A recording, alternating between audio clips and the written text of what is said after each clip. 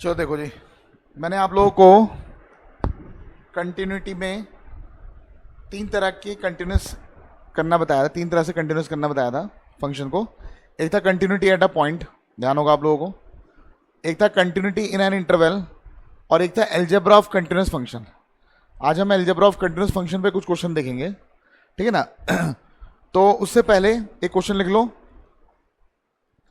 Check the continuity of check the continuity of sin x। आपको sin x की continuity check करनी है, ठीक है। यहां देख लो सबने, यानी हमें जो फंक्शन दे रखा है वो है sin x। इन्होंने बताया नहीं है कंटिन्यूटी कहां पे चेक करनी है, तो कहां पे चेक करेंगे हम? एक पॉइंट पे चेक करेंगे। वो पॉइंट क्या होगा? x is equal to c। तो मैं बोलूंगा let us check the continuity of f at x is equal to c। फिर मैं बोल रहा हूं f will be continuous at x is equal to c if limit x tends to c fx is equal to fc। सही बात है, यही कहानी होती है। अच्छा, अब यहां देखो, मैंने आपको कहा था कि आपको टर्निंग पॉइंट पे फंक्शन को एलएचएल आरएचएल में ब्रेक करना चाहिए।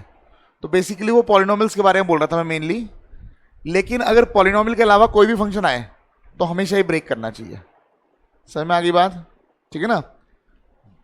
तो ये हो जाएगा limit x tends to c minus F X. किसको ब्रेक कर रहा हूं मैं? इसको ब्रेक कर रहा हूं दो हिस्सों में, एलएचएल में और RHL. Limit x tends to c plus F x is equal to F C. ये हो जाएगा limit x tends to c minus F X की वैल्यू क्या है? साइन x, तो मैंने साइन x रख दिया।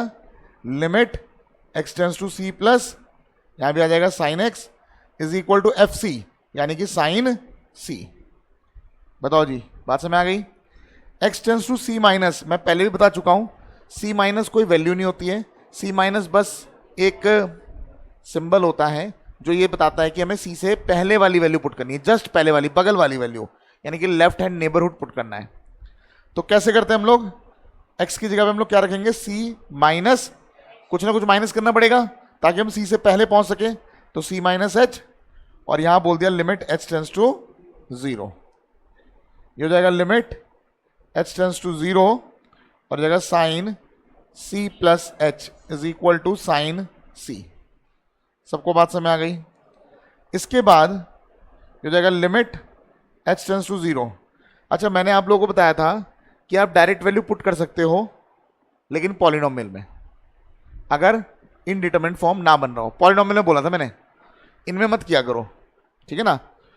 तो अगर आप डायरेक्ट वैल्यू नहीं पुट करो, क्या करोगे? इसको एक्सपेंड कर दो। पहले फॉर्मूला क्या होता है? साइन ए माइनस बी का, sign A cos B minus cos A sine B, ठीक है जी, यानी साइन एच।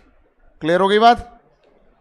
ऐसे ही इधर भी कर दो, limit h tends to 0, sine a यानी साइन सी, फिर कॉस बी यानी कॉस एच, प्लस फिर कॉस सी और साइन एच, और is equal to sine c. इतनी बात समझ में आ गई सबको? एल्जेब्रा ऑफ लिमिट्स के अकॉर्डिंग मैं इसको इसके साथ ही भेज सकता हूं, इसके साथ ही भेज सकता हूं, ठीक है। तो क्या हो जाएगा बताओ? ये हो जाएगा आपका साइन सी, तो कांस्टेंट है, बाहर आ जाएगा। मैं साइन सी को कांस्टेंट क्यों बोल रहा हूं? क्योंकि यहां पे वेरिएबल जो है एच है, एच की वैल्यू दे रखी, तो एच वेरिएबल माना जाएगा।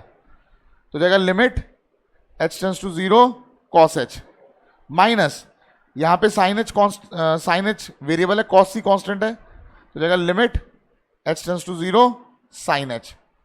ऐसे यहां पर भी कर देंगे, ये हो जाएगा sine c limit h tends to 0 cos h plus cos c, बाहर आ जाएगा, limit h tends to 0 sine h is equal to sine c. बताओ जी, इतनी बात समझ आ गई? दिस इंप्लाइज दैट ये हो जाएगा साइन सी, ये 1 होता है, फॉर्मूले में लिखा रखा है, लिमिट्स के जब फॉर्मूले मैंने रिवाइज करवाए थे स्टार्टिंग में, तो मैंने लिखाया था ये 1 है माइनस ये आ गया कॉस सी। लेकिन यहां पर देखो अब कोई ऑप्शन बचा नहीं है, हमने एक्सपेंड करना था, एक्सपेंड कर दिया, सब कुछ कर दिया, अब कोई ऑप्शन बचा नहीं है। तो जो लिमिट होता है ना वो लास्ट स्टेप होता है। अब हम यहां लिमिट पुट कर देंगे, एच की वैल्यू 0 पुट कर दो, साइन 0 क्या हो जाएगा 0, 0 मल्टीप्लाई बाय कॉस सी क्या हो जाएगा 0, तो बचेगा साइन सी इंटू 1 यानी कि साइन सी बचेगा, इज इक्वल टू यहां पर भी ऐसा हो जाएगा, ये हो जाएगा 1 तो बचेगा sine c is equal to, भाई ये तो हो गया 0, 0 मल्टीप्लाई बाय कॉस सी 0 हो गया, इज इक्वल टू क्या बच गया साइन सी। अब मुझे बताओ तीनों बराबर है या नहीं है, तीनों बराबर है, इसका मतलब ये कंटिन्यूस है कहां पर सी पे, तो therefore sine x is continuous at x is equal to सी।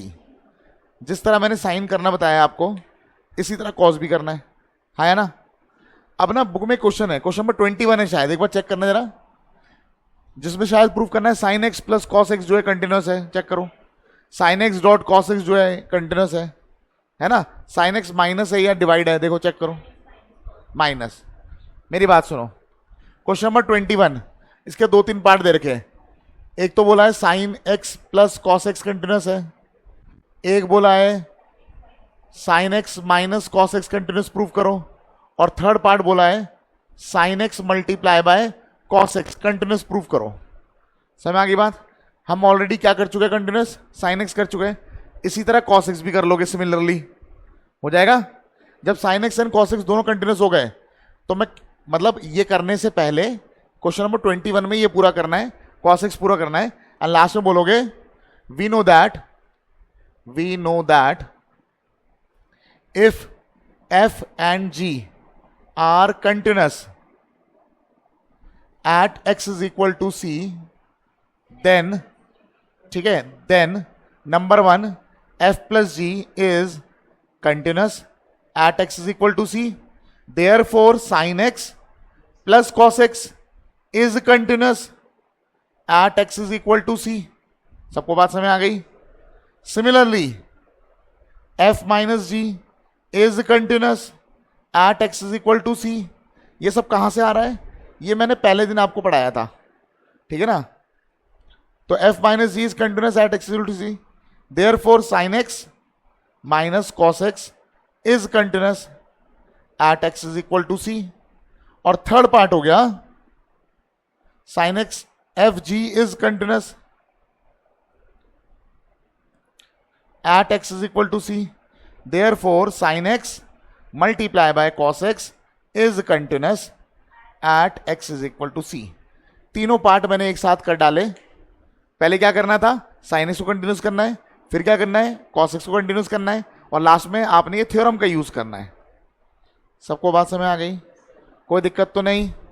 इसे जल्दी से नोट कर लो, क्वेश्चन नंबर 21 पूरा कर लो, कॉस एक्स को भी कर लेना कंटिन्यूस, ठीक है, पूरा कर लो इस क्वेश्चन को, फिर मैं आगे बता रहा हूं आप लोगों को। एक ग्रेटेस्ट इंटीजर के ऊपर करेंगे क्वेश्चन, बहुत बढ़िया क्वेश्चन रहेगा।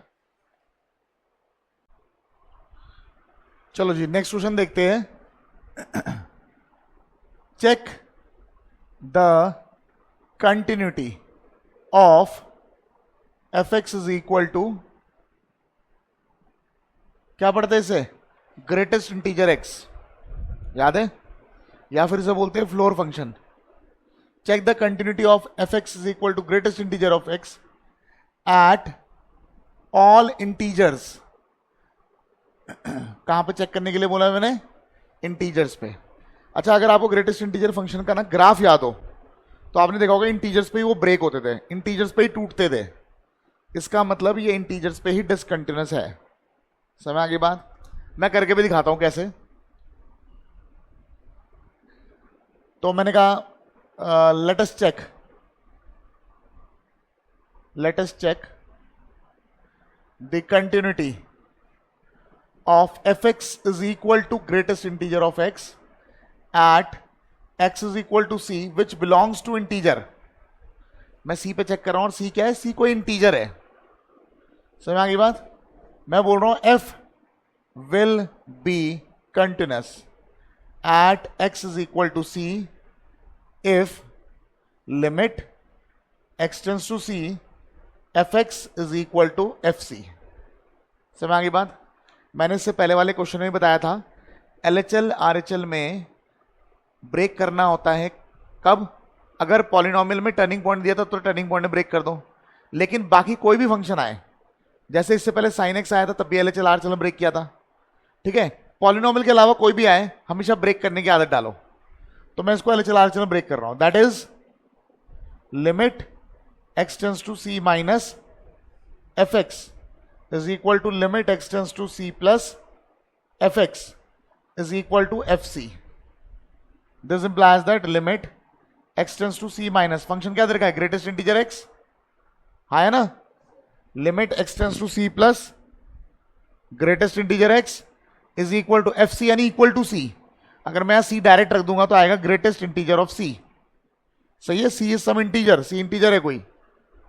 क्लियर हो गई बात? अब यहां सुनो, मैंने आपको कहा था ये सिर्फ एक सिंबल है जो ये बताता है कि हमें c से पहले वाली वैल्यू पुट करनी है।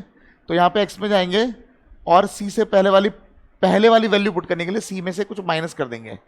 क्या माइनस किया मैंने? h, और क्या आएगा? s tends to 0। यहाँ पे भी क्या हो जाएगा? लिमिट s टेंड्स टू 0 और हो जाएगा c प्लस h और हो जाएगा ग्रेटेस्ट इंटीजर c।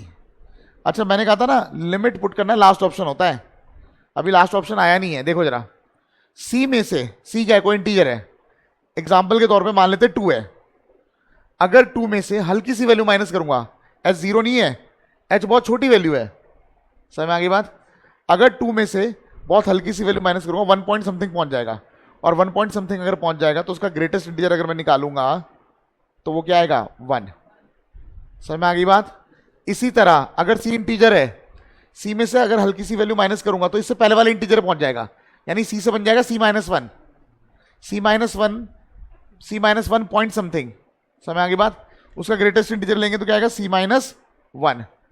हमें लिमिट की जरूरत नहीं पड़ी, एक्चुअली मैंने लिमिट का यूज कर लिया है। कैसे कर लिया है? मैंने कहा h बहुत छोटी सी वैल्यू है, माइनस होगी तो उससे पहले वाले इंटीजर में पहुंच जाएगी। क्लियर है ना? 2 का क्या बन गया था? 1 बन गया था।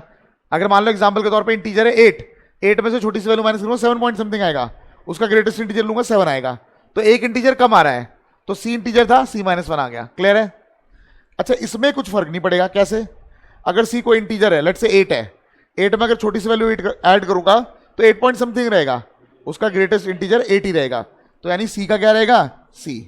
ये खुद इंटीजर है, greatest integer of any integer is integer, वही आता है, तो c आ गया। अभी बताओ तीनों बराबर है? नहीं है, ठीक है? Which is false, therefore fx is equal to greatest integer x is discontinuous at all integers। कहां पे ये डिसकंटिन्यूस होगा? सभी इंटीजर्स पे, और होता ही है। अगर आपको ग्रेटेस्ट इंटीजर फंक्शन का ग्राफ याद हो, भैया नहीं याद है तो पूरा पहले मैंने फंक्शन पढ़ा रखा है, उसमें जाके देख लो, ठीक है? इस तरह का ग्राफ था, ये हो गया, इंटीजर पे ब्रेक होता था, अगर आपको ध्यान हो, यहां पे ब्रेक होता था, याद है ना? इस तरह चलता रहेगा। तो ये हमेशा इंटीजर पे ही ब्रेक होता है, इसलिए इंटीजर पे ही डिसकंटिन्यूअस है। बाकी जगह कंटिन्यूअस ही है, सिर्फ इंटीजर पे डिसकंटिन्यूअस है। क्लियर हो गई बात? कोई दिक्कत तो नहीं? देखो मेरी तरफ से तो लगभग हर तरह के क्वेश्चन हो चुके हैं। आप लोग आज टाइम लो, एक्सरसाइज खत्म करो, हो जाएगा? चलो खत्म करो।